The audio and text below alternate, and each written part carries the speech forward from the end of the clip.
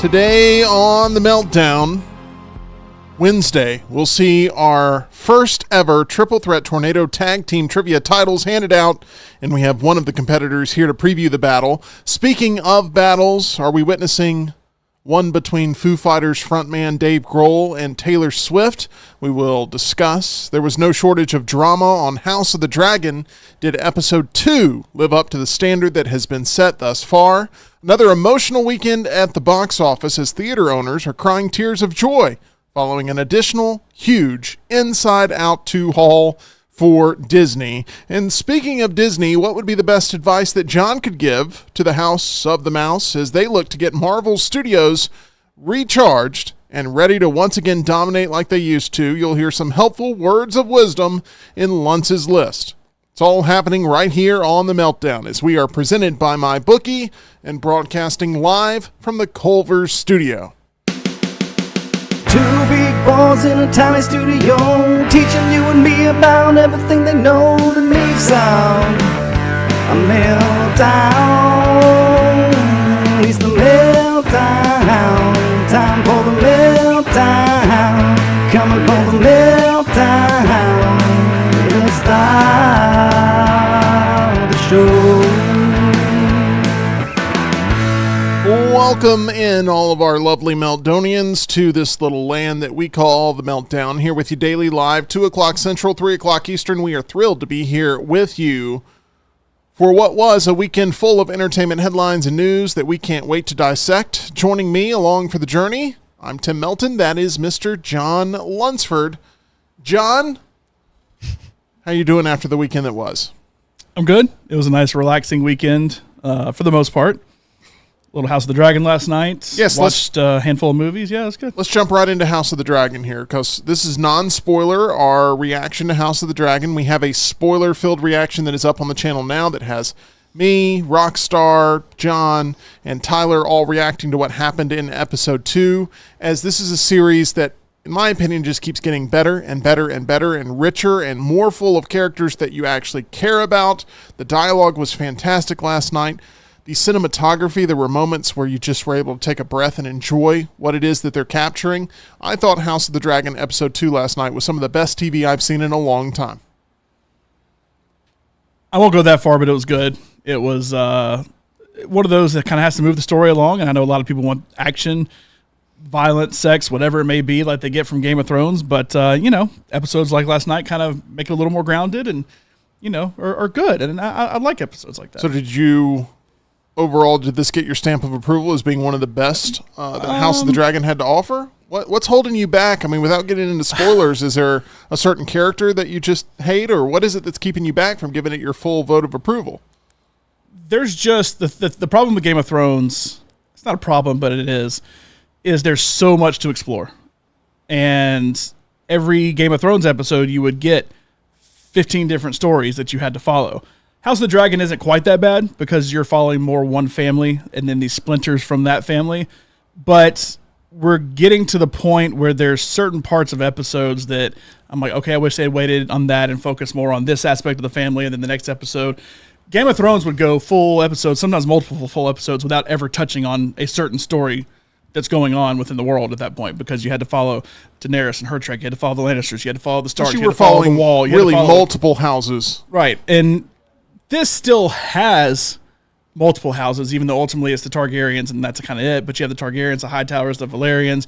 You have the other houses that you know of. You've seen a little trickle of Starks, Lannister, stuff like that, that sometimes I wish you kind of had more of a focus episode, and I feel like they're kind of, we got to get a little bit of everything in every single episode. It's not a bad thing. Okay. It's just that there's little trickles that I wish we could wait until next week instead of like, okay, you tease me, I don't like that. Let's just stick with one thing. Okay. Well, I am thoroughly enjoying the ride. Tyler, I'm enjoying it. I'm just saying it's just not perfect. It's a little nitpicky, John. You admit, though, it's a little nitpicky. You got to be nitpicky on a show like this because it's usually pretty good. It is. It is the best television has to offer right now, in my professional opinion. Tyler, you've watched a lot of TV here lately. Is House of the Dragon Season 2 living up to your expectations? It is. This is like you're watching a pot of boiling water, and you can't turn the temperature down at all. You're just watching it boil some more, and you know it's going to boil over and it's going to be really bad. And so it's been very tense watching that happen. Tyler, why didn't you say that in our spoiler review? Because that's I don't know. I just thought of it now, and I'm mad that I didn't say it in the video we filmed. At least it got out there somehow. In the spoiler review, you were like, I got it out, though. I like dragons. And then here, you come here and you turn into William Shakespeare. What's going on? All right. We also have The Boys Season 4 that we are absorbing right now. Yep. This is where I'm at right now in my TV totem pole, okay? House of the Dragon, top tier. Mm-hmm. Okay?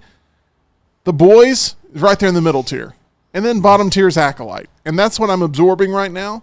And it feels to me like The Boys is right there in that make or break zone of whether or not it feels like a chore to watch or it feels enjoyment. I feel enjoyment watching it. And I'm not thoroughly enjoying Season 4 of The Boys yet. It feels very clunky. It feels very tired. It feels like they're just trying to come up with new ways to shock us, which I can officially say now that The Boys would be a series that John Lunsford would hate if he was to watch it. I already knew that. I mean, like, really, really hate it. Oh, yeah. Where are you at right now with The Boys? It's not as enjoyable to watch as Game of Thrones right now.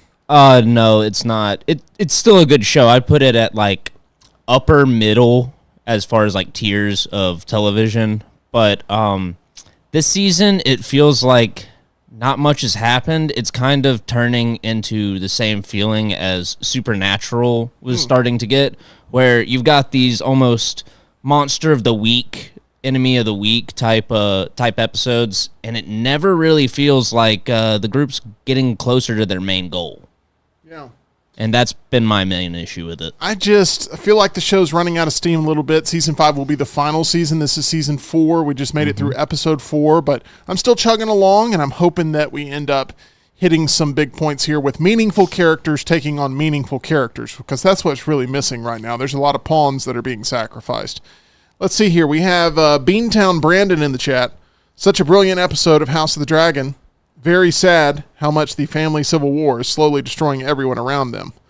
And obviously, he's also excited for the HBO series The Penguin, which is going to give us, as John pointed out, more TV to fill that sort of House of the Dragon void that's going to be left come September. We're going to get the Penguin series.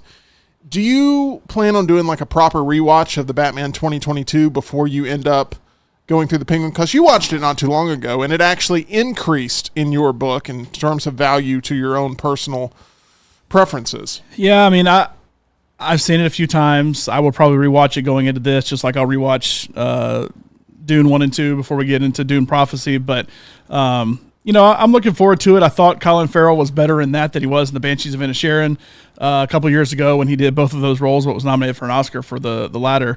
But, I'm interested to see the new characters they introduce. I just hope it doesn't, and we'll get into this with the Marvel aspect of things, I hope the TV show doesn't end up kind of muddying what we have with the movie. And I know Batman is not the central part of this. It may not appear. We don't know. We may not even appear in The Penguin, but will have to be referenced. You'll have to talk about the events that happened leading up to the Penguin to where hopefully that doesn't hurt anything, but we'll see. The Batman will be in the Penguin series. I'm going to go ahead and say that it is going to definitely happen. It will be an episode that everybody's talking about probably. EG is here with us. What's up, EG, guys? I don't know how much television you're currently consuming because you're getting ready for the football season coming up. You are just locked in. Anxiously awaiting your Saturdays being full of football content. I am. Can you tell me, because you're a Georgia person. Yes. We're Alabama people. We've been Alabama people our entire lives. But the thing that unites us is, come fall time, Saturdays in the fall, it is something that unites all Southerners because SEC football will return. You're making big plans for SEC Media Days, and you're going to be our special Meltdown correspondent out there. I am. I'm very excited about this. We have sort of planned this out last Friday, but I'll be getting exclusive content specifically for the Meltdown. It will be very exciting. It will. Will you be a tag team champion at the time of this exclusive content being garnered? I mean, honestly, I like our chances. I don't want to get too ahead of myself. I'm going to let our gameplay do the talking. We had a great show today, the Pennant Grace did, and I think it's going to come down to how well we know each other. For those that don't know, the Pennant Grace covers all things Braves baseball and takes a look at the big picture of the baseball. Outside the bubble, as we call it. Outside the bubble. The Braves, they're sort of rebounding now. They are. They're sort of on a hot streak. Yes, but we're not calling it that. Our PG postscript question was, if the Braves win this upcoming series with the Cardinals, can we say that the Braves are back? Okay. So ponder on that, but it's trending in the right direction. Well, you can find the Pennant Grace there live on the Disrupt Media YouTube channel. Make sure you support those guys, as you're going to need all the egressors you can get on your side come Wednesday. Goodness. I know you said you're going to let your gameplay doing the talking, but that's boring. So let's go ahead and talk about it. Let's chat. Let's discuss a little bit here. So, well, I guess you want me to chat? Or you do want to chat? I'll start. Okay. I'll start by asking this question. Okay. On a scale of 1 to infinity, how surprised were you that it was Reed and Taylor that ended up pulling off the upset win in week 3 to land in the championship match? Infinity and 1. Wow. We shouldn't have left the door open today. That was a mistake. Oh my gosh. I was about to say, who's more insulted, Reed or me? I don't know. This is why I say we shouldn't have left the door open. I flinched, and I don't know if I got that on camera. I don't think you did, but my reaction was there. Reed just did a drive-by Dasaniing where he threw his water bottle at EG. This is what, in my opinion, what happened. So Reed and Taylor, they're awesome competitors. Nothing against them. Right. They were in a very difficult chamber, if you will. Yeah. Probably one of the most difficult pairings they could have received. The most. So with that being said, I think the strategy from their opponent was not what it should have been going into it. And I'm fine saying it. We've discussed this. And I also discussed it with Pavlik, that passing should have been utilized way more. I concur.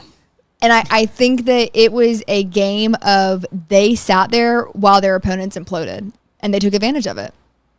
One thing with this game is people don't realize that passing is actually the highest point option you can take, because you only gain 2 points, but you make the person you pass to lose 2 points. So, but successful to passing. Lose to. That's it has to be there. successful. It's a risk. It's a risky anytime you take a question and try to answer it too. How many times have you passed a question where you knew the answer and immediately had regret about it? I feel like almost never, because I've ultimately ended up a point up, because I do it to Spud. Spud is the person I probably pass to the most, because he's one of the ones I've competed against the most. I am 14-1 in passing because I pick my points to pass to where Spud has actually not been that great at answering the question, because if it's like literature, okay, that's going to be a Harry Potter question. You call it strategy. I call it age discrimination. But anyway. Whatever you want to call it, it works. That's exactly what it is, Tim. Whatever you want to call it. And, I mean, at that point, if Spud is the person I'm competing against, so like in that game it was us competing against Reed and Taylor because Lance and Brian were off on a different plane somewhere, that's you need to say, okay, well, what's ultimately going to give me the most points? It's always risk reward, whether you take the question, you pass it, or you get the assist. What's ultimately going to get me the most points? And there was one question that we got double the points that it's like, just pass it. And if they hit it, great. They've earned it at that point. If they get hit the question, then they have earned it at that point. But you got to take that chance and try to get as many points as possible, and that's the way. Now, I play was the it game. you that passed that question? Who was it that passed that question? Nobody passed that question. No one. Or sorry, who was it that failed to pass that question? That would be Jeff.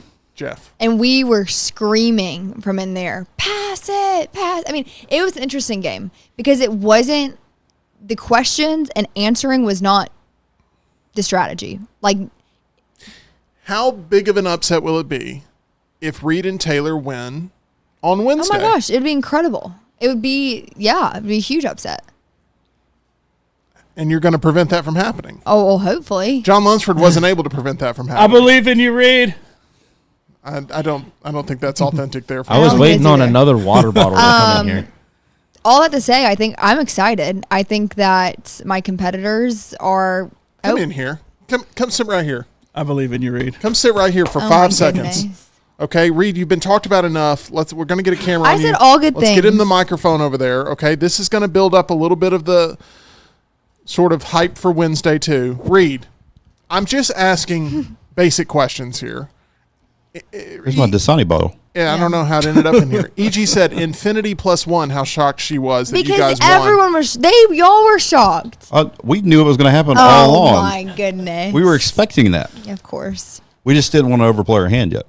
I mean, that's a fair strategy. Again, you guys had great strategy, and did you guys have like a strategy session where you went in knowing exactly how you were going to conquer the game? Because even you guys were a little surprised that it went the way it went. We talked right before, and we had a idea of a plan.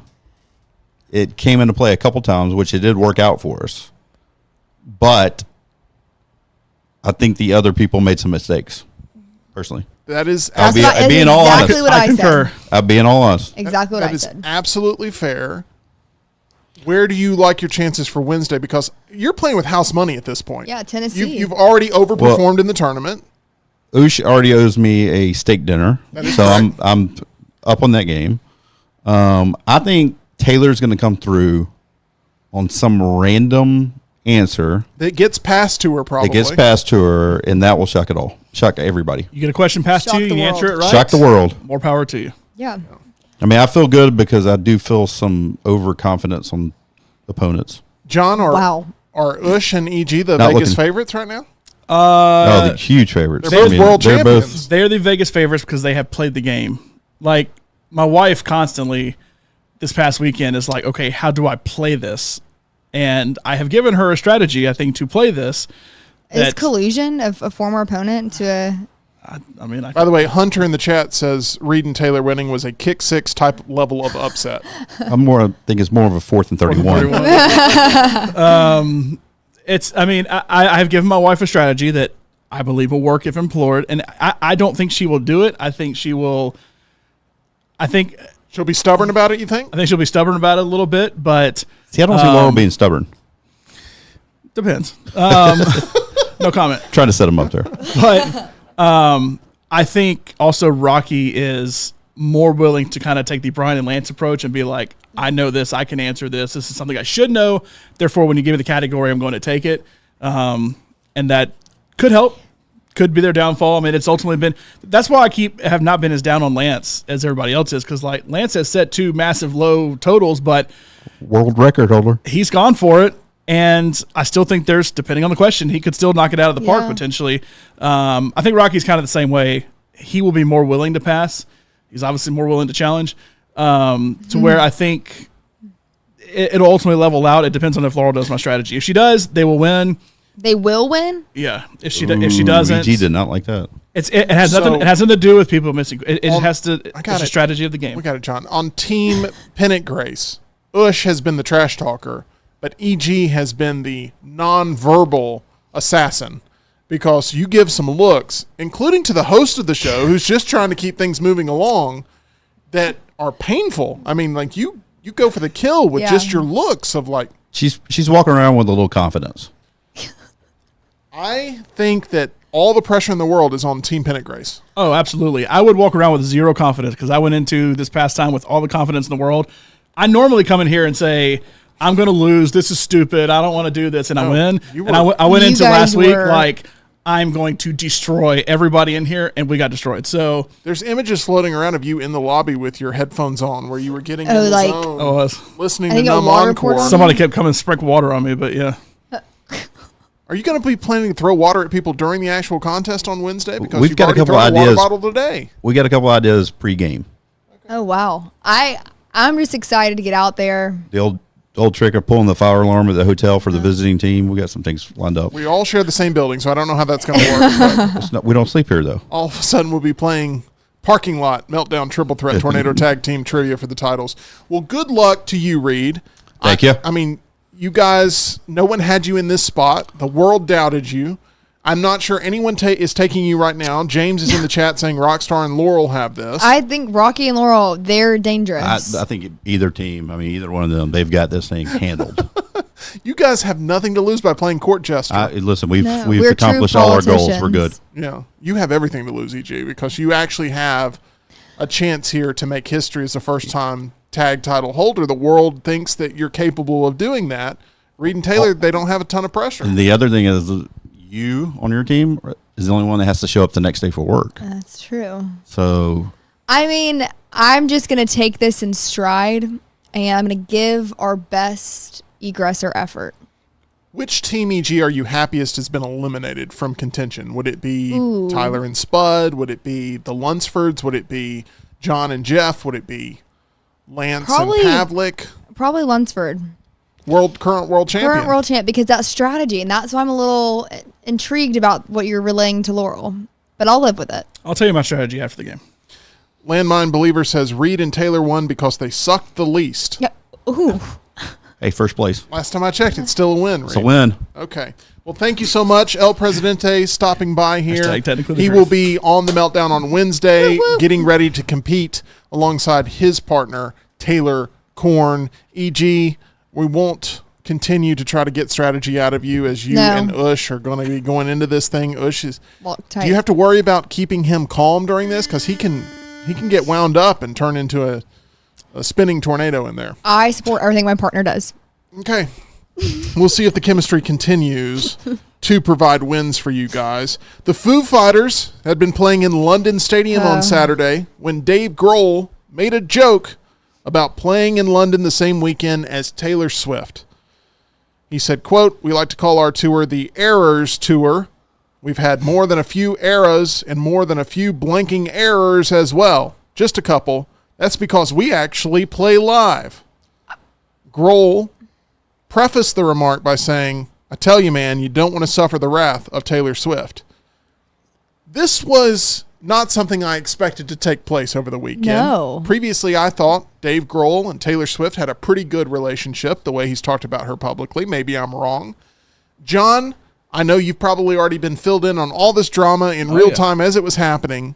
Laurel's not here, but I need you to channel her energy and tell us exactly what the hell is going on with Dave Grohl and Taylor Swift, two musicians that are absolutely adored by those that consume music, but are now creating a division between the two fan bases. I'm still very much a fan of both.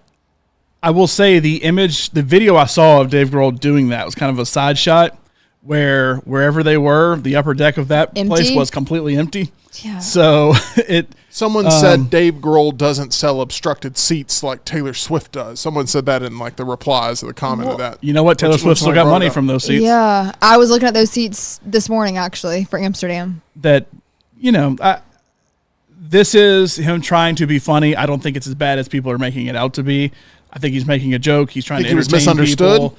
I don't know that he was misunderstood. He probably meant what he said, but I don't think he was trying to be hateful with it. He was just trying to make a joke and move on because it is a 3.5 hour show that if you told me there was some kind of accompaniment to it, I would say, okay, I understand, but I do firmly believe she's singing live, and I do firmly believe for the most part the band is playing live for 3.5 hours every night. But, I think it's a little bit of, boy, we shouldn't have scheduled this at the same time in London because we're a little jealous of that audience that she has. And, anybody that calls, he didn't say this necessarily. I don't think he did. But, like, I've seen people saying, yeah, he's not a sellout like Taylor Swift is. It's like he's still playing football stadiums for tons of people. Like, don't tell me that any of these bands aren't sellouts for selling these giant, places. If you weren't a sellout, you would just do the music for the love of the music and not worry about making money from it. Is there any truth to the rumors that his daughter was sent vile messages by Swifties that were looking to try to terrorize her? Like before these comments, there's some Swifties out there that are just as vile as every other group out there. I hesitate to fully embrace my love of Taylor Swift because of her fan base, like crazy. I saw on TikTok that there's a psychiatrist that's like gaining traction because she's calling out how people are treating Taylor Swift like they know her. Like interpersonal relationships are getting so skewed because people think they know her emotions, her thoughts, why she likes things, why she doesn't like things, and they've never met her in her life, and they never will. But they treat her like that is their best friend in the world.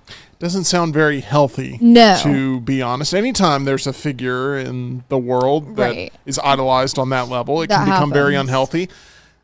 Taylor Swift sort of fought back, it seems, at her own concert during night 3 at the Wembley Stadium on Sunday. That was the same night, by the way, that Travis Kelce made an appearance, which I'm sure immediately set off alarm bells in your home. Correct. Kelsey's on stage, and you're correct, like, yes. I love it. And we're just watching, My wife is the kind of person that bound. She'll pull up a live TikTok or something of somebody sitting in the upper deck filming the whole thing from a mile away. Yeah. That's how I watched the first leg of the tour. Yeah. Okay. Swift took a moment to thank her band following the Folklore Evermore section of the show, saying, quote, "Every one of my band members, every single one of our crew, my band who's going to be playing live for you for 3.5 hours tonight, they deserve this so much." This wasn't a coincidence, right? This was a very calculated, everything Taylor Swift does is very calculated. She keeps the receipts. She knows what the score of the game is. And this was very clearly a shot back at what Dave Grohl had said just a night earlier. everything with her is very calculated, which is also why Travis Kelce was on the stage this past weekend too. I'll say that. Is there more to that? What did I Yes. miss? What did I miss about that? I think they're already engaged, which is why he's actually. Do you think it happened on the boat? I don't know when exactly it happened, but they're already engaged, I believe, and I feel like because not only was he on stage, but she's posting pictures of him With on social him. media now. That has not happened before. I mean, hell, she dated Joe for 6 years and never posted a picture on social media or included him in anything. And I think it's more of like, okay, well, we're going to turn this up to the next level, and that includes Travis being a part of it as well. But everything she does is very calculated. She said it for a reason. She says what she says for a reason. She's definitely to the point in her career where she's like, I don't care. I'm on top of the world. I can say whatever I want to. And she's not going to do anything bad. And what she said wasn't like bad. I don't even think what Dave Grohl said was bad. But you know, she said it for a reason. This is one of those public sort of fights that is happening, but doesn't have a lot of fangs to it. I mean, there aren't people going for the kill yet. This at isn't least. Kendrick and Drake going at each other. Right. But still, the fan bases, they're Not going. They're going to be on social media, going back and Of forth course. with one another. Some Taylor Swift and Foo Fighters, diss tracks going back and forth could be hot. I just want to go to that concert so bad. And you know why? This is what I was thinking about it. This is what I was thinking. I have tongue-tied my words today so badly. Just don't do it on Wednesday, and you'll be good. Anyways, that concert just looks fun. And I feel like I am not necessarily a lover of concerts. That's not really my jam. Exactly. Sorry, I was doing a Taylor Swift yeah, song. that was nice. But that concert genuinely just looks fun to be at because I know all those songs. When I was like in kindergarten writing who my favorite artist was, it was Taylor Swift. And something about even being in obstructed seats, like you just want to be there. And I have not experienced that with a concert of like, I have to go to this. Why don't you go plan to stay outside the concert and just jam out there? There's all kinds of concert parking lot parties at these Taylor Swift Eras tours. But the spectacle of what's going on stage is very much part of it. Like, this is what have told my parents. This is my generation's like Michael Jackson. I want to see Michael Jackson. Then before that was Elvis. They all want to go see Elvis. They all want to go see Michael Jackson. I want to go see Taylor Swift. Do you think you're going to be successful in this goal? Well, I don't know because I was in the Dutch queue this morning. Everything was in Dutch, trying to get a freaking ticket to the shows next week in Amsterdam. Didn't get one. Does it have to be the Eras tour for you to be satisfied? Because this is my thing. I like debut to like Speak Now. Oh my gosh, me, little EG, that was like, she was my favorite. And then I kind of lost touch with her. And then when this all came back around with like, I guess 1989, I kind of jumped back in, then lost touch. And then with Midnights, I got interested again. But it's all my favorite songs. And like, I need to see it all happen. There's a service called Disney Plus. No.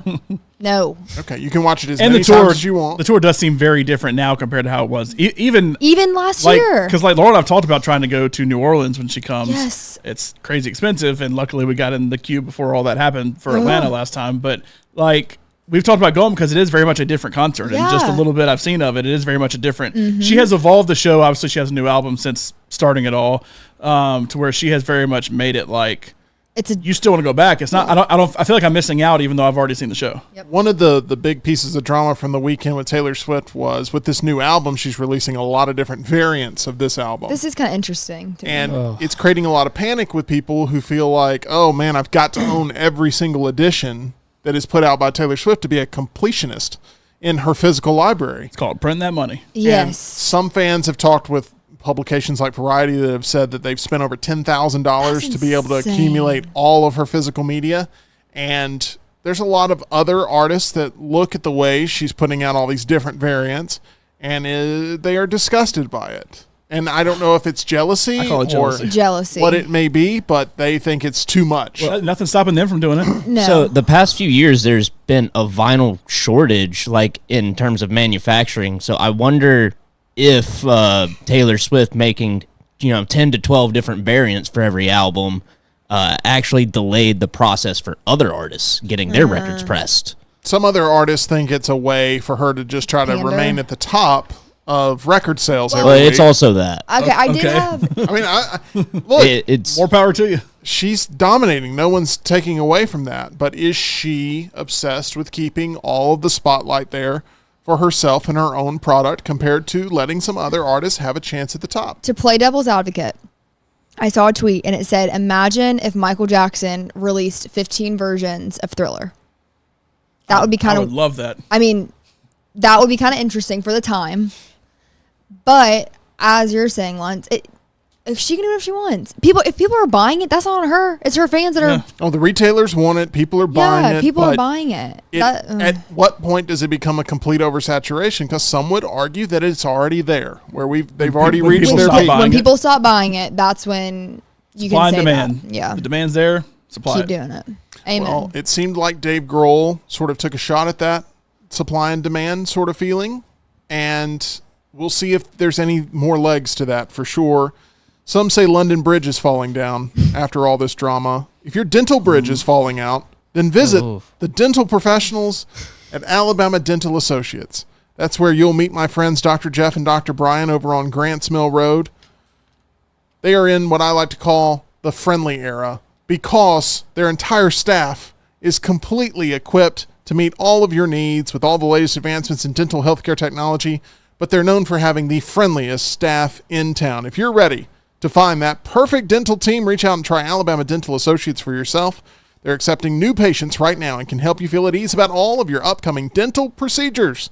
For more information or to make an appointment, call them 205-956-8977 or visit alabamadental.com as they look forward to seeing you. Okay, let's get to the North American box office because there is no customer that the movie theaters value more than a person like E.G. Thank you so much, Tim. I feel so seen. And let me explain why. I don't know if this is a good thing or not. I don't think it is. You go into the theater, you go up to the concession stand, Oh, you're talking about my Friday night. Oh, yeah. and they're like, what movie would you like to see? And you're like, I'm just here for the popcorn.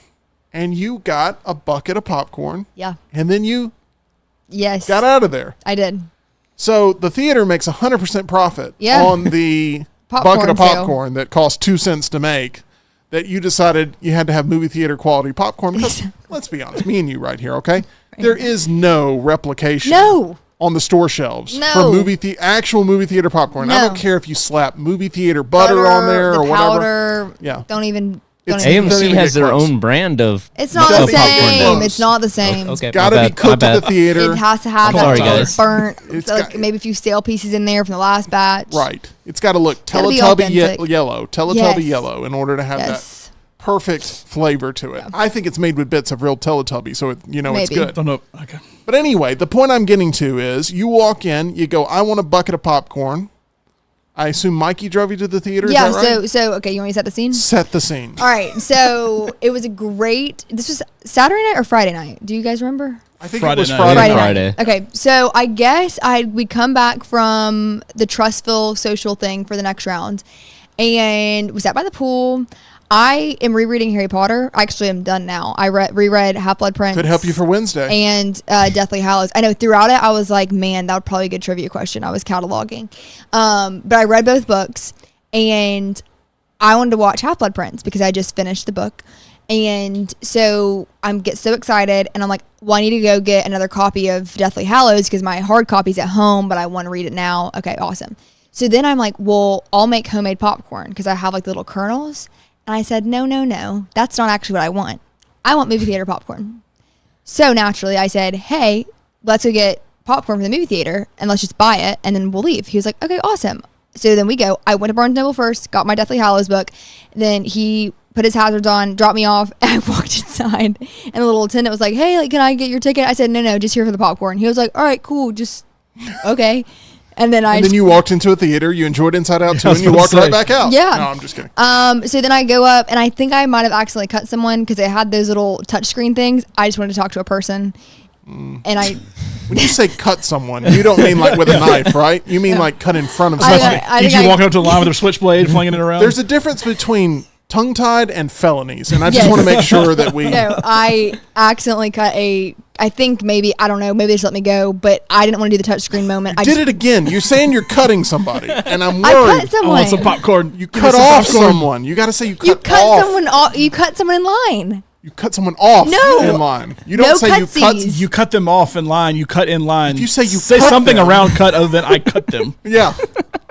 I cut them in line. You could even say. I cut them in line. Okay. That's much better. When the investigators want to talk with you, Yes. that's the way to go. I cut them off in line. Not looking for a victim for a I held them at knife popcorn-related point and I cut in stabbing. line. All that to say, I got my large movie theater popcorn, Yeah. $9.99. Got back in the car, went back to my apartment. We watched Harry Potter with movie theater popcorn. It was incredible.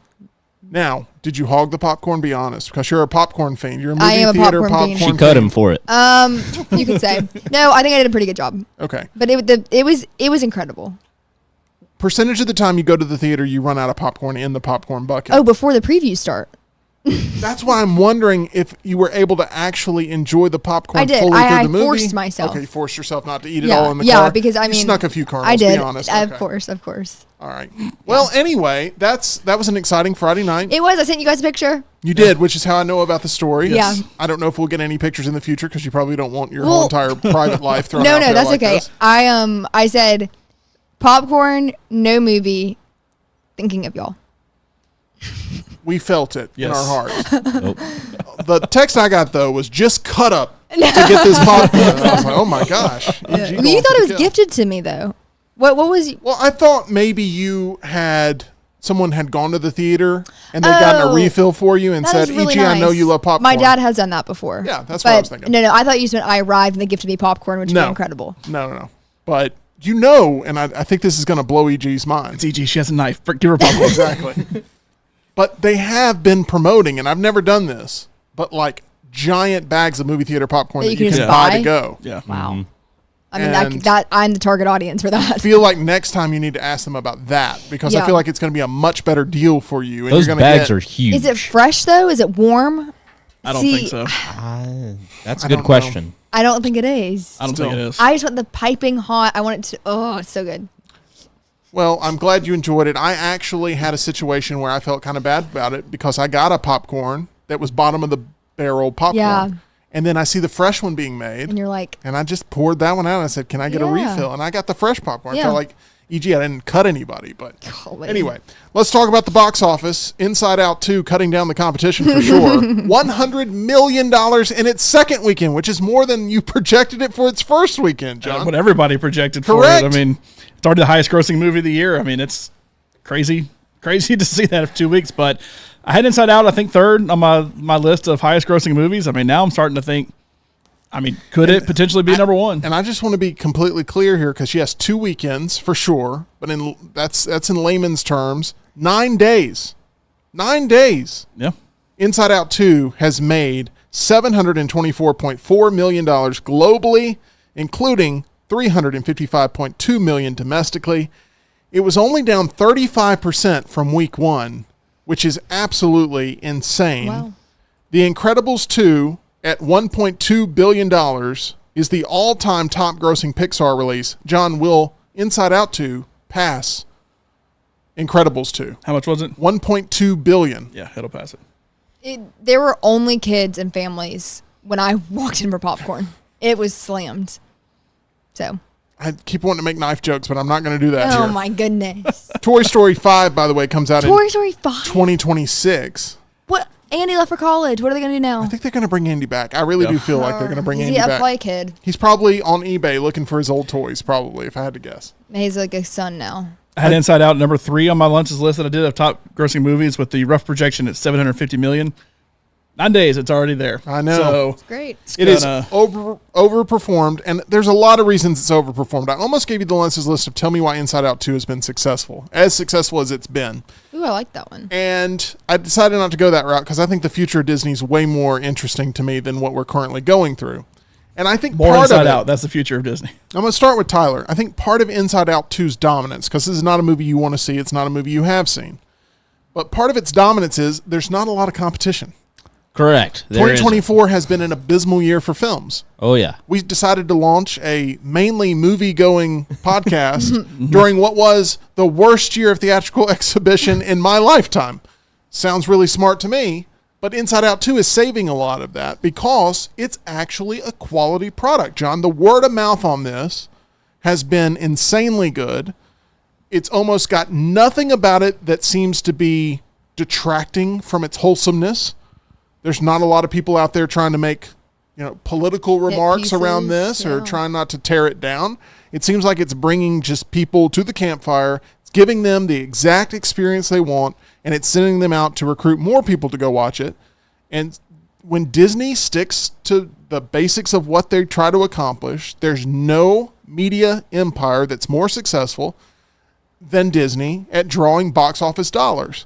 And you have to be thinking, even though Bob Iger loved the idea of Disney Plus so many years ago, that they have to be thinking the keeping their relationship strong with the theaters has got to be priority number one for their movie distribution, because putting things on Disney Plus undercuts them significantly.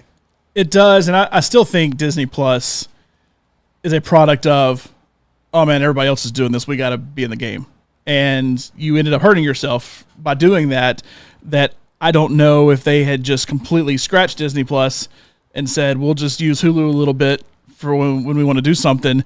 If they would have been better off or not. I mean, I know they've lost money on Disney Plus, but how much less content would they have created without Disney Plus, so on and so forth. But, this is getting back to a formula that has worked for them, because the truth is, like a movie like Elemental last year, which I think was the only Pixar film last year, it's new property, but then had really good word of mouth after the fact. It did. So where it started off slow. The Flash, which came out at the same time, was not a new property, and then had terrible word of mouth because it was awful and fell off a cliff.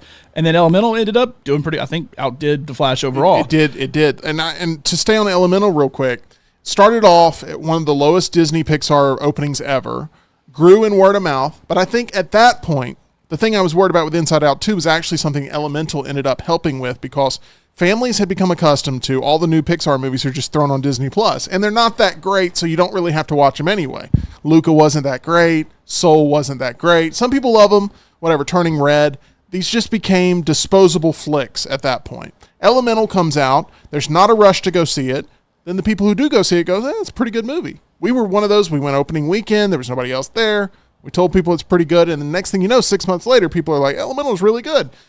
But it did for Inside Out 2 what I was worried was going to happen to Inside Out 2, which is not create that sense of demand from the audience. And Elemental helped get that out of the way. It was a really good hit. It got streamed more than I think any other movie the year it came out, and people were ready to go back to the theater for Inside Out 2. I don't think anybody had projected just how many people were ready to go back to the theater for Inside Out 2, but it has overperformed in almost every capacity. And I think a movie like If showed that you still can take your kids to the theater and have a good experience. It held pretty well. I mean, not that it's crushing it like Inside Out 2 did, but just looking at Pixar's roster of movies. Okay, so you mentioned Soul. Really, let's go back to Onward before that, because it came out the week the world shut down. So that's hard to gauge that. Then Soul was a Disney Plus movie. Luca, did Luca get a theatrical run? I don't know if it did or not. Turning Red was available on Disney Plus instantly. These movies got like secondary theatrical runs where that's not re-released in theater. The priority, and COVID had a lot to do with that. But then Lightyear completely changed the formula of Toy Story. It's not Toy Story, so you're not getting people in there. You change the voice. It's marketing disaster. It was just people didn't know what the movie even was. Wait, Encanto, where does that fall? Where that works with Inside Out, and so I don't know what's on the pipeline for Pixar. If you go back to Toy Story 5, it's going to work. If you go back, as long as you don't change the formula. Lightyear changed the formula, so that's a little different story. If you go back to Incredibles, it's going to work. They're going back to what's working for them. And with Disney, on the Disney side of things, because it all is ultimately Disney, they're going back to Moana, which worked. I love Moana. They're going back to certain things that worked for them. So that's why I think Inside Out 2, it was a no-brainer for me to include it in the highest grossing movies. Now, it has far exceeded my expectations. But I think people were like, I remember Inside Out 1. That was good. I'll go see Inside Out 2. A lot of that regardless of word of mouth. I mean, word of mouth definitely helps get butts in the seats to break records and stuff. But I think ultimately, going back to the formula that works for Disney, and there's no reason to necessarily change that. And it's a good film.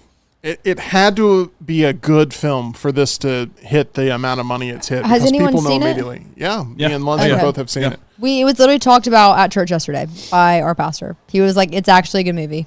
It is. It is a good movie. It is very, very good. It's very rewarding to all the different quadrants of those that can go be entertained by it. So we give it one of our highest recommendations of the year. I think me and you are still highest as a unit on Challengers, as a duo on Challengers. Yes. But Inside Out 2 would probably be in that second spot for us if we were to compare what we both fully agree on. Inside Out 2 will pass $1 billion within a week, making it the first film to do so since Barbie, that came out a year ago, basically, July of 2023. Only 6 movies have had better second weekends than Inside Out 2. The previous best second weekend for an animated title was $92 million for the Super Mario Brothers movie a year ago. And this is a movie that's just going to continue to generate more buzz, more merchandise, and more excitement. And they'd be foolish not to go ahead and get ready for Inside Out 3 at some point. Oh, I mean, keep adding numbers to them because, I mean, and Toy Story has, for the most part, worked for 4. Cars fell off the planet but came back with 3. I think you could do a 4. I don't think they will. Inside Out, make as many of them as you want to. Monsters Inc. That's what I'm wanting. Monsters Inc. By the way, make you a 3rd, make you a 4th, make you a 5th. For my birthday, for my daughter, I was gifted a little figurine of Roz. Aww. And it is currently up near the Luntz's list. Oh my in front of the goodness. Viking cap. So she I wanted love it in that. the studio. So She's always watching up there. she's always Mike watching up there. Wazowski. Always judging my Luntz's list. Well, do that one more time because that was Kid Mike Wazowski that you did the voice of. That was I'm Mike Wazowski. That was Mike Wazowski. Mike That is little kid. Wazowski. Anyway, Bad Boys Ride or Die was in the number 2 spot at 18.8 million. It's continuing to hold pretty well. It remained in second place. The Bad Boys sequel, starring Will Smith and Martin Lawrence, has grossed 146.9 million domestically thus far, as Will Smith is part of a relaunch now in his career of big budget movies that will continue on with a sci-fi governmental thriller coming up here, probably releasing next year. Yes. Speaking of sequels, you know what movie I will be waiting for in a theater opening day? Hold on. You got to be a little bit more specific. Is it something that comes out this year? Maybe next year. I guess it's not the sequel. It's a prequel? No, the Remake? third installation. So I guess it still is a sequel. It's still a sequel. Another installment? Another installment. Guess. You guys know it. Come on, think about it. The third one was just announced. It's my favorite. I've told y'all it's my favorite movie. Oh, Legally I got it. Blonde. Yeah, Tyler. Oh, I was did. that I really did. it? I did hear about that. Yeah. I'm sorry. Wait, what did you think it was going to be? I thought Get Smart. For some reason, I thought it was another Monsters Inc. movie or something because I thought you said that was your favorite movie. They're also doing a Pixar TV movie. show for favorite Legally Pixar Blonde. movie. Sorry. They're doing a TV show. That killed my vibe. On Amazon Prime. It's a prequel. It's never good. It's her in high school. Anyways, Okay. Well, I'll get you excited with this. Nope, never mind. just might as well knock the popcorn out of her hands. The Bike Riders, which is a movie that John and I are fully in agreement on, is a snooze fest. Not good. We hated this thing. It made $10 million, which is sort of in the upper side of the projections there for the Bike Riders. Stars Jodie Comer, Austin Butler, and Tom Hardy, Kind of.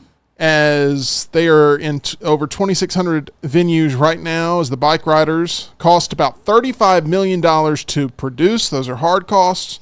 It was originally set to be released by Disney before New Regency took it to Focus Features last fall. Is this a movie that's going to have legs? Will the Bike Riders be something that ends up making over $35 million during its theatrical run? It's currently at 10 after one weekend. It's going to make less next weekend. We all know that. It only made like 3 internationally, so no, I don't think it will.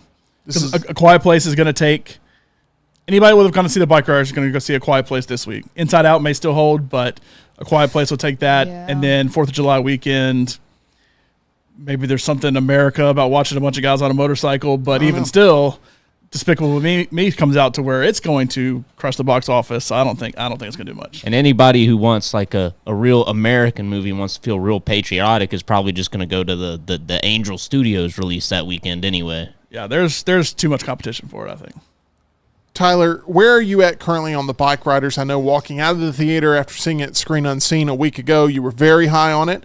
Obviously, you heard me and John just tear it apart. And I'm curious where you've settled on it because I don't want to create a situation where you don't feel like you can tell your version of your critical analysis of this movie. So where have you settled on it after about a week fully digesting the Bike Riders? So walking out of the movie, I gave it 4 stars. I'd probably drop that down to about 3.5 now. It's an enjoyable movie, but I think a much better adaptation in that style would be of Hunter S. Thompson's book on the Hells Angels. I think that would just be far more interesting. and actually capture a lot of the moments that I think audiences were looking for from this movie. I really thought tonally this movie was goofy as hell. And I don't know, going in, I expected it to be a grounded sort of like you feel the blade penetrating the skin, like being behind E.G. in a popcorn line at the movie theater or something. Golly. But the bike riders, I never felt that sense of true danger. I felt a lot of stupidity on the screen. And it was just, it was a huge misfire for me tonally. And I was really looking forward to it. I think it has a wonderful cast, but I hated the bike riders. And it is probably my most disappointing film of 2024 based on what my expectations were compared to where it landed. This was supposed to be, John, an awards contender. Do you think it still will be? Or what categories do you feel like that this could excel in? Will Jodie Comer get a acting nomination? Critically, this was very well received, and so I feel like a lot of times the voters, depending on what the award is, because that changes the voters, a lot of times vote with what they think they should vote for, and so that's the only way I could see this get nominated for something, but I don't think it would get nominated for anything. Costume design? Plus, there's, all the movies that actually get nominated for everything we don't even know yet, because they'll come out, in December, and we'll hear about in August, but I can't, even the movies I've seen so far this year, and I haven't even seen all the movies this year, there's so much I would put ahead of them in literally every single category. So I can't imagine it will. Hunter says, I'm very excited about Day One. That is the next Quiet Place movie. This is a prequel. Yep. There were already some prequel elements in the second Quiet Place. And then now we have... Because you had to get Jim from The Office in there. And now we have actually a Quiet Place Day One. Percentage chance Jim from The Office shows up in this movie. I'm going to say 0%. I actually am more leaning, and I don't know if they will do this, I'm more leaning Cillian Murphy. If an older person shows up in this, I would more lean Cillian. I don't think either one will, but I would more lean Cillian Murphy from the second movie shows up here. Have you ever seen A Quiet Place? You hate scary things. I do. That was during COVID, like right at the beginning of it, right? That came out? I don't remember when I think A Quiet Place was like 2017. Am I right about that? Wait, seriously? Yeah, the second one was 2020. The first one was... Wait. 2018. 2018. Bird Box. Bird Box. Bird Box was released during COVID. It's a Netflix movie. That's what I'm thinking about. Yeah. No, I have no interest in it. I've heard it was really good, though. Interesting concept. I think you would be freaked out by it, but that you would enjoy it if you gave it an honest chance. Bird But I Box don't was think you also would. 2018. I don't think this kind of stuff, like the aliens, that doesn't freak me out as much. But I feel like it would still freak me out, but not as much if it was a person. This is a horror film. It does have sci-fi to it, but it's also a PG-13 film. So, I'm all into it because it's not really violent. Yeah. I mean, it has its moments. Anytime you see A Quiet Place, either part 1, part 2, or probably Day 1, it is the most tense in booking your ticket because you know that the more people that are in your showing, the worse the theatrical experience is going to be. Because this is a movie that relies on silence. And typically, a lot of people can't handle silence. They either start to punch really loudly or they opening laugh. night. This is all I heard. Opening night. That's annoying. This is not an ASMR channel, okay? That's what it was. It was annoying. Yeah. Tyler, did you really like the first 2 Quiet Place movies that came out? I haven't seen them. Oh, so you're going into this literally. That is pretty close, I was I guess. actually meaning to ask you guys if I could just go into this completely blind Should because be able to. it's a prequel, or Should be if able it's to. going to be one of those situations where it takes place before, but there'll be so many references to the other movies where I would really just benefit from watching those first. I think you watch this one, and if you like it, you go back and circle around to the other 2. I think that's the way you approach it. I can't ever say his name right, but Jimin Hunsu is in this one. He was in the second one. So there are characters that are in this one that you have seen before, even though this is a prequel. Don't think it matters. I don't think it will matter, but I will say there are characters that have been used to market this that already exist in the world. But just know somewhere out there is Jim from The Office. And Emily Blunt. And his wife in real life doing stuff too. I'm trying to think what movie Quiet Place Day 1 opens up against. Horizon, right? The Kevin Costner Western film. That is in the For those that want that dose of Americana, that's the film they're going to go see. Horizon Chapter 1 comes out this weekend, and Seems like it should have Blue Lock released. movie and something else. Horizon not getting great critic reviews thus Wouldn't that be a far. better 4th of July movie? What would be? Horizon. Well, it comes Just out this Despicable weekend. Me is all you have, but I mean, going like new that weekend. Everybody goes in, release on the third, on Wednesday. I mean, I feel like that's like the thing to do. But It comes out on the 28th. I don't hate the release schedule. It's really close to the 4th anyway, so it's literally there a week before the 4th, less than a week before the 4th actually hits. I like the strategy. We'll see if it makes back Kevin Costner's money or not. The number 4 spot this past weekend was the Garfield movie, holding on at number 5, still in the top 5. Kingdom of the Planet of the Apes, as they continue to monkey around there in the top 5. At number 6, sorry about that. All I could think of was your opening that you did for our Kingdom of the Planet of the Apes spoiler review. Monkey. It's a dancing monkey. Oh, so good. And I'm glad that every time this is still in the top 5, I can think of that image. At number 6, we have If, the Ryan Reynolds, John Krasinski movie. At number 7, The Exorcism with Russell Crowe, which has gotten lambasted by everyone who's gone to see it. I have not heard anyone talk positively about this movie, The Exorcism. It's horrible from what I hear. If you wrong camera. If you guys thought The Bike Riders was boring, Go see The Exorcism? Stay far away from The Exorcism. I think I'm going to go to the movies today, but I'm not going to go see The Exorcism. I don't know what the name of the movie is, but it's some adult drama about someone who joins a production of Romeo and Juliet, like a local theater company or something. And it's gotten great reviews, and it sounds like my type of pretentious movie. So all I can think is the Tom Holland Romeo and Juliet that's going on. I've never seen all the saga with that one. I have seen that, but no, this is not that. I want to see Thelma. That came out this past weekend too. It looks, it's June Squibb. It's gotten rave reviews. Everybody says the best movie this past weekend. It looks interesting. I don't know if it's playing here or not. It landed in the number 8 spot at $2.2 million. The Watcher's still in the top 10 at number 9. And then Ghost, Right Here, Right Now, which I believe is a concert film, ended up in the 10th spot with $1.5 million. So there we go. Speaking of the box office, Marvel Studios isn't producing the type of hits it's used to. What used to be the most bankable brand in Hollywood now has a somewhat bleaker looking future as the hit factory has slowed down and upcoming projects are being reevaluated. But what can be done to restart the Marvel momentum that once consumed almost every part of the pop culture pulse? It's time for a hero to save us, and that hero is John Lunsford with the superpower of unleashing another Luntz's List. What is this? What is this? Luntz's List? Luntz's List? Oh. What is this? What is this? Luntz's List? Luntz's List? Oh. Luntz's List to five. Luntz's List to five. Luntz's List to five. Luntz's List to five. Alrighty, it is now time for John to deliver 5 friendly pieces of advice for Marvel Studios and their cinematic future. John, how did you approach this list? There's a lot that can be done to fix this. However, for me, this is what I think would be best for them. I think we have seen the formula from DC on how not to do your universe with the DCEU. Everything about that was just a disaster. I still think the DCU will end up being a disaster. But, you know, there's a lot of successful superhero out there, and the vast majority of it coming from the MCU. So it's what worked for you before was one of the biggest things. It's like, let's go back and think. Let's keep it simple, stupid, and go back and see what worked for yourself. But, there's some new things in here, too, that I think, hey, you haven't tried this. How about this? It could keep things fresh.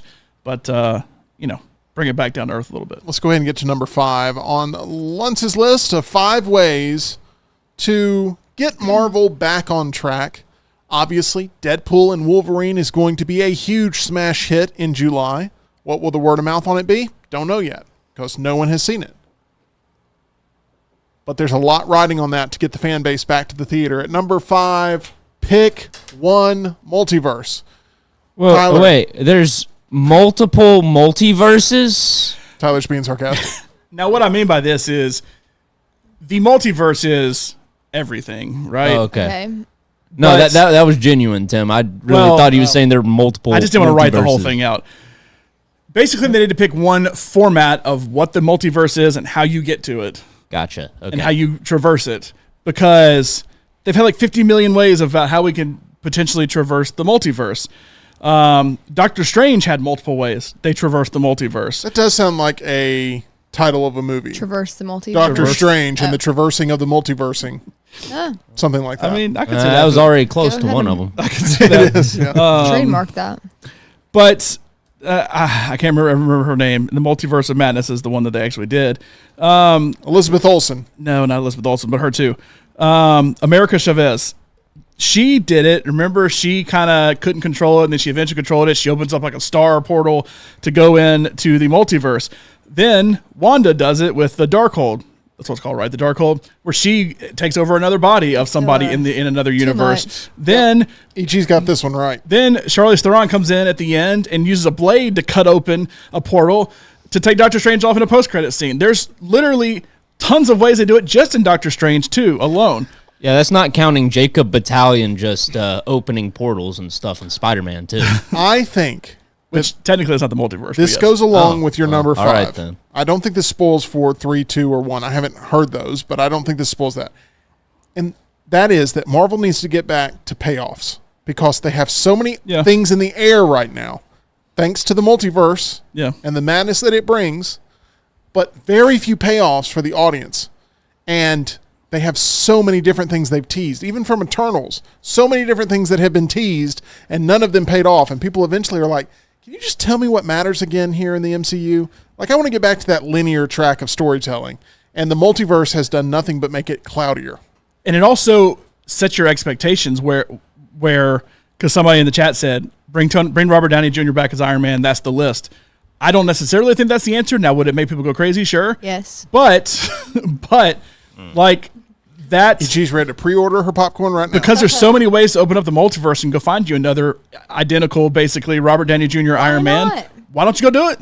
I mean, that seems simple. Go find you another Chris Evans Captain America. Go find you. Like, that technically is floating out there because there's so many ways to traverse the multiverse. Now, I don't think all of that's going to happen. I think some of that will happen. But, and the other thing is, so you brought up using the sling ring or whatever they call it. Like, that technically was not the multiverse. Tobey Maguire and Andrew Garfield had come into the universe to just bring them in, or when they opened it up, it was just opening up another part on that Earth. I know this is confusing, but what Doctor Strange did with the spell, perfectly laying out why number 5 is what it is. But what Doctor Strange did with his spell, that's what opened up the multiverse to bring them into the universe. And by the way, none of these are the multiverse they need to go with. The best multiverse they could do is just use the TVA, which is what they did in Loki for multiple seasons, and that's what they're going to do in Deadpool. And that's what they need to stick with. All these other ways of traversing the multiverse need to go away. Just use the TVA. Oh, by the way, Loki can traverse it himself after Loki Season 2, so he doesn't even need the TVA and their little dial pads anymore. Simple it down. I mean, it's not... rocket science. It doesn't have to be rocket science, but they're making it rocket science. The end. Rocket science is how Iron Man got his start. That is true. Let's go with number 4 on Luntz's list of 5 friendly pieces of advice for Marvel. Kevin Feige, listen up. John Lunsford is here to save us all. Marvel was averaging $1 billion a film at one point. A billion? Billion a film. We're talking about dozens of films. Yeah, I mean, I was in those movie theaters back in the day when they would all come out. The fact that you said back in the day makes me feel very old. I mean, I was in high school when that was like at its peak, middle school, high school. Okay. Stop talking. Yes, sir. That feels like back in the day for me. Did you say yes, sir? No, I feel you just keep winning. You're trying to rattle me before Wednesday, and I don't like it, EG. Yes, old man. Anyway. What Star Wars has done right, which I know everybody says they haven't done anything right with Disney. What they have done right is create self-contained shows. And what I say by that is The Mandalorian didn't have to exist in the Skywalker saga for you to create a show about him. Grogu didn't have to exist, and I know they're making a movie about it, so that will kind of expand it a little bit. But what worked about it was very much its own thing. Now, does Luke Skywalker appear in it? Yes. Is there influence from the Hutts and all that? Yes. But ultimately, it's its own self-contained thing. Every Marvel show that has come out has had to be, we're going to do WandaVision, to where how Wanda and Vision are acting after Endgame. Then we're going to do Falcon and Winter Soldier, to where how they're acting after the movies. We're going to do Miss Marvel, to ultimately set up the Marvels. We're going to do all these different shows, and it's all based on how they connect to the movies. Create good, simple shows that can still exist in the universe, because that's what Netflix did well. The Netflix shows were ultimately pretty good. I really like Daredevil and Luke Cage and Jessica Jones. Iron Fist, not so much. But like Daredevil on Netflix existed in a New York that had been destroyed by the Avengers. They never had to reference the Avengers. They never had to bring the Avengers in, but Hell's Kitchen had been destroyed. So Kingpin was like, well, I'm going to take advantage of this and buy all the property and all that kind of stuff. But it was self-contained in itself. And now they're trying to even make that become a part of it. Truth is, that was the secret sauce of Spider-Man Homecoming, is that Spider-Man was coming into a world that already was established. Vulture's motivations as the villain of that was due to events that we'd already witnessed, that he just happened to be a man on the street level of having his life turned upside down by things that were already big picture things that had occurred in the Battle of New York. So I'm with you that there's stories that can be not necessarily self-contained, but interwoven into storylines that people are already familiar with. Immediately gives them the actual superhero though is not like you're not making a show about Spider-Man. Right. You're making a show about Vulture. Like if you made just a show about Vulture and then that was self-contained in itself, but the Battle for New York still happened, that's fine.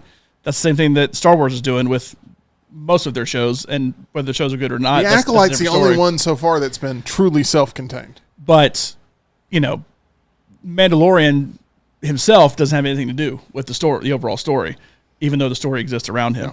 Make the story exist around them, don't make them the story. Every Marvel show so far has been, Loki, I just said it's the best show there, but Loki is like the guy who has been a part of this from day one, was the bad guy in the Avengers, has been a part of all the Thor movies, and was ultimately a part of Infinity War when he got killed. But now he's not dead. We had to bring him back to go to the multiverse. No one's ever dead in the Marvel Cinematic Universe. We move on to number 3.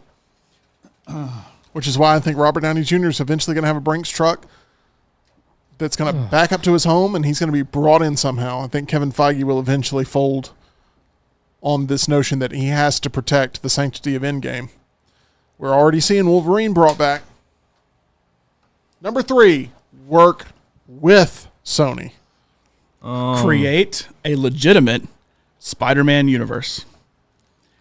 Sony has this the involves Sony. Oh, okay. Yeah, Well, Sony- that's Well, who owns the rights my to sticking Spider-Man? point. Yeah. Sony. Disney does not own the rights to Spider-Man. They have a special deal in place that they can use Spider-Man on loan Interesting. as long as those movies make $1 billion. Work with Sony, who has the rights. Spider-Man is at his best when Spider-Man is fighting Venom, when Spider-Man is fighting the villains we know, when he's fighting the Sinister Six.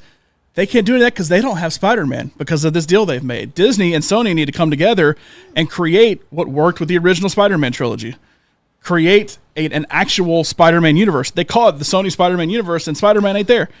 You think we end up never getting a Spider-Man 4 because of these two studios not being able to get along? It's very possible. Interesting. But it only benefits all of them if they create a really, really good contained Spider-Man universe. Put Spider-Man, use your multiverse magic and put Spider-Man over in that one. But Disney's in control of it. The MCU is in control of it, and Sony can, benefit financially however they want to benefit, the way the Spider-Man movies basically work. And use Spider-Man versus Venom. We will never get Spider-Man versus Venom right now because Sony can't use Spider-Man and Disney can't use Venom, even though they had him in a post-credit scene. That's all we had.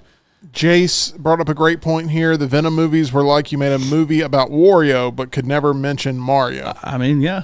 Yeah.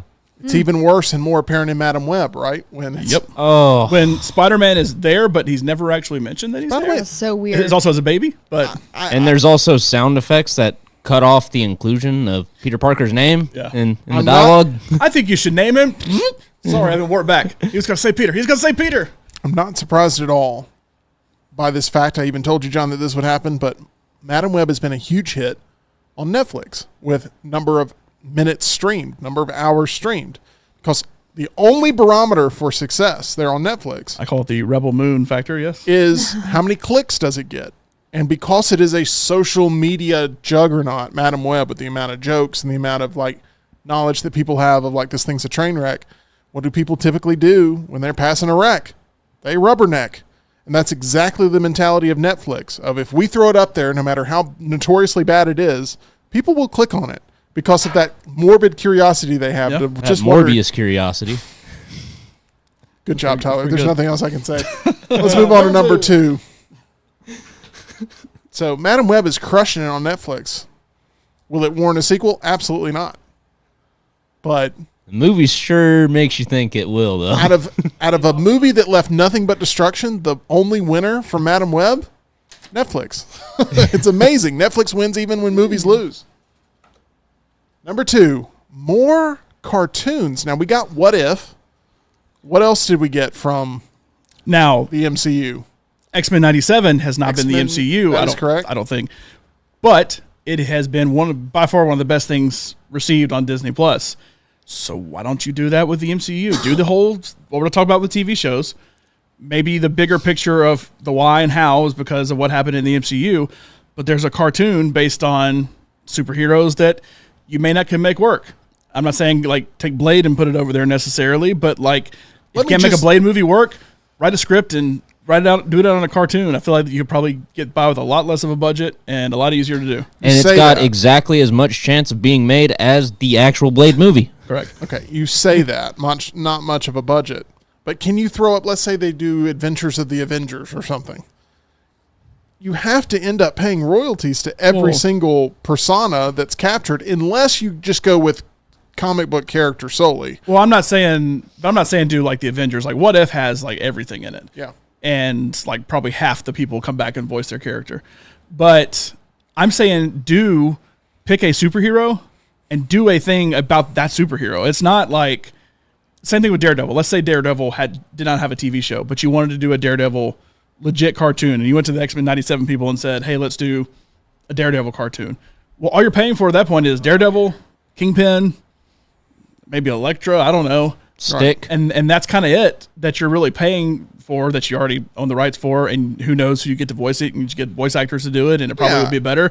And everything is very much, okay, this is after the Avengers happened, so it's still in the universe, but like you don't have to necessarily bring that cartoon into the world. Right. Here's the biggest thing. I just think this is a more financially vulnerable position than you're putting on number 2 of just produce more cartoons. It'll be cheaper that way. And compared to a $250 million movie, movie, cartoon, it has the potential to be, not a lot of reward for the amount of production that would go into it, the amount of resources that would go into it. What reward are they getting from their TV shows versus X-Men 97? What reward are they getting from their movies right now compared to X-Men 97? What did they make off Secret Invasion? They spent, $200 million on that? There's a reason we're doing this list, right?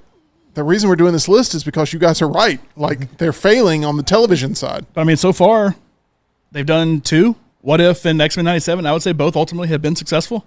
X-Men 97 has been looked at, but once again, it's a relaunch of a property that already existed, so it's a little bit of a unicorn.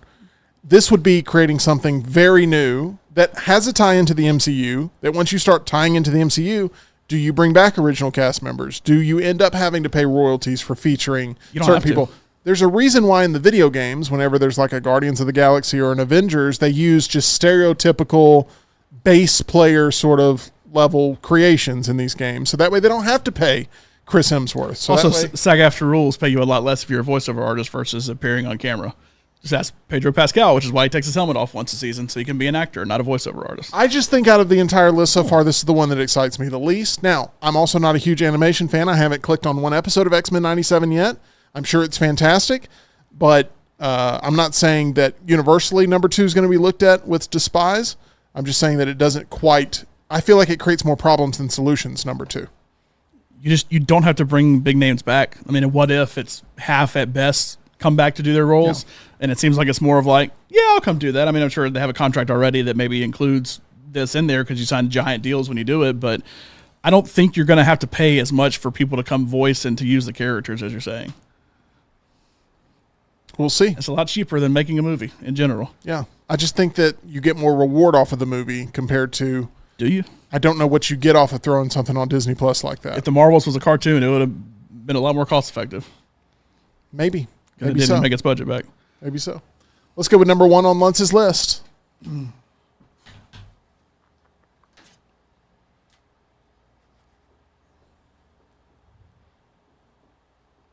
Hunter says if we get a Spider-Man 97 series, I would do backflips. Both would be miracles. That would take Sony. That would take the number 3 spot getting into effect there, Hunter. I could not agree with this one more. So it just keeps going and it keeps going, and I don't know what the greater plot line is, and I don't particularly care anymore, to be honest. Secret Wars needs to be the last MCU movie ever. And that doesn't mean you don't make Marvel movies. It is the last MCU movie ever. Yeah, and then restart something else. Restart, go to more solo superhero focused things like you are with the Batman, do the Iron Man, and just focus on that and don't worry about everything else. They had a plan. There was an idea. They executed it very well in the Infinity Saga. They lost their way in this. Get to Secret Wars, finish your story, call it a day. Then strategize from there, but every single thing you know about the MCU to this point, crumple it up once that's done and throw it in the trash and then move on from there. It's the only way. Hard reset. The only way. You cannot keep it going after Secret Wars. There's zero way to actually legitimately keep it going after Secret Wars. Okay. There's not much of a way to even get to Secret Wars the right way, but at least Deadpool will give them some buffer. At least DC and all the trash that you spew about it, and me too, because of our frustrations with it. They killed it. They at least killed it. They at least figured out, you've got to kill this thing. I know we're a few pictures ahead. I know we have big hopes and dreams and aspirations with what we've set in place already, but it's time to completely change course. Because the Infinity Saga did not finish any story really except Thanos, maybe Iron Man, but I think both of those appear in the MCU before it's all said and done. All of these are 5 helpful hints to help reshape the future. John, we're reshaping our future with the team at Way to Wellness. We are. Go to aplanforme.com. You too can shape your future like we are. We're going to weigh in this week, see how much more we have dropped. We're over 75 combined pounds down. You see Tim weighing in there, Leslie in the background, our whole board certified staff helping us out, making us happy like we are right here. A fist pump from Tim. So excited. Getting his blood pressure checked here. They do a great job taking care of us. You can get a plan like I have, or like Tim has, or like Jim Dunaway has, or like my dad has. Go to aplanforme.com. You too can earn your own plan with Way to Wellness. Okay, Wednesday, big Meltdown triple threat trivia tag team tornado titles being handed out for the very first time. E.G., you are a competitor in that. E.G. and Ush taking on the team of Reed and Taylor, and Laurel and Rockstar. Team Pennant Grace. What would it mean to you to be the first ever title holder of those tag titles in Meltdown triple threat trivia? It would be incredible. My greatest honor thus far. Your family would be proud of you? Yes. Oh, yes. I can't even put it into words how significant this would be. Well, that makes the interview very tough when you can't put it into words, because I'm looking for some words of motivation here, but I would love to walk away champion. I feel like my journey as a competitor has been rocky, to say the least. The aggressors have stuck with me.